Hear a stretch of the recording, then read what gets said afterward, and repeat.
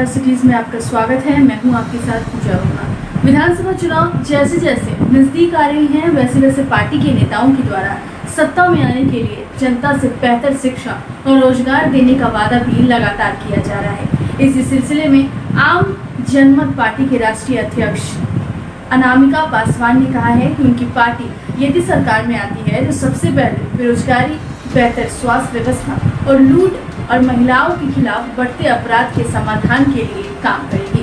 वहीं आगे उन्होंने क्या कुछ कहा है, जरा वो सुनिए। देखिए, हमारा जो चुनावी मुद्दा है इस बार, वो सबसे बड़ी बात ये है कि जितनी भी सत्ताधारी पार्टियां हैं जो योजनाएं बना दी हैं, वो योजनाएं धरातल पर कार्य नहीं कर रही हैं। अगर आपको यकीन ना हो तो आप हमारे साथ एक दिन चलती हूँ मैं आपको लेकर, और आप देख लीजिए कि जनता किस कदर बदहाली में जीने को मजबूर है। जो भी विधायक सांसद जीतते हैं बड़ी पार्टियों से, वो आकर पटना और दिल्ली में अपने ऐशो आराम की जिंदगी जीने में लगे रहते हैं, और जनता बदहाल और परेशान, उन्हें कोई रास्ता देने के लिए वहाँ पे खड़े नहीं होते हैं। और जो लोग खड़े होते हैं वहाँ पे कार्यकर्ता, वो कभी पटल पे नहीं आ पाते हैं।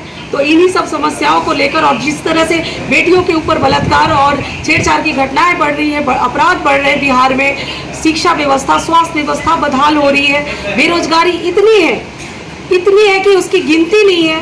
तो यही सब हमारा मुद्दा होगा चुनाव में। अगर आपकी पार्टी सत्ता में आती है तो बिहार के विकास के लिए सर्वप्रथम कार्य आपकी पार्टी का क्या होगा? जी, हमारी सबसे बड़ी लड़ाई होगी आर्थिक आज़ादी की, क्योंकि सभी आज़ादी लड़ लिए हर चीज़ की। जब देश गुलाम था तो आज़ादी की लड़ाई भी हो गई, सामाजिक न्याय नहीं था भारत में, उसकी भी लड़ाई हो गई। अब आर्थिक युग है, अर्थ के बिना हम निरर्थ हैं। तो अब अर्थ की तैयारी होगी, और आर्थिक युग आ चुका है, तो हमें आर्थिक आज़ादी चाहिए। हम सबसे पहले बिहार में हर लोगों को आर्थिक आज़ादी देंगे कि वो आर्थिक रूप से गुलाम किसी के ना हो। और जाति, धर्म और संप्रदाय के नाम पर जो जिस तरह से वोट बैंक को बांटा जाता है और उसकी राजनीति की जाती है, तो हमारा ये भी मुद्दा होगा कि उन मुद्दों को छोड़कर आप अपने लिए अच्छे सुदृढ़ जीवन के सपना को लेकर आर्थिक आज़ादी की ओर बढ़ें। मोदी जी ने अभी आत्मनिर्भर बिहार का अभियान चलाया, इस पे आपका क्या कहना है?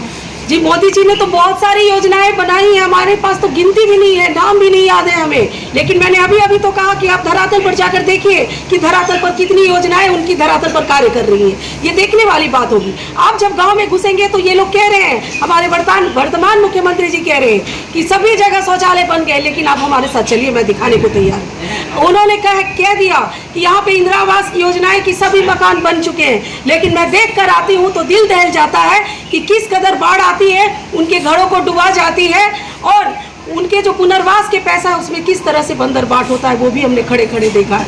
तो वो जनता इस बदहाली को समझ रही है, तो इसलिए हम भी जनता की अदालत में जा रहे हैं। अब देखेंगे कि जनता क्या फैसला देती है। अभी आपने महिलाओं की सुरक्षा को लेकर एक बात कही, तो अगर आपकी पार्टी जो है वो सरकार बनाती है तो महिलाओं की सुरक्षा के लिए आपका कदम कैसे होगा?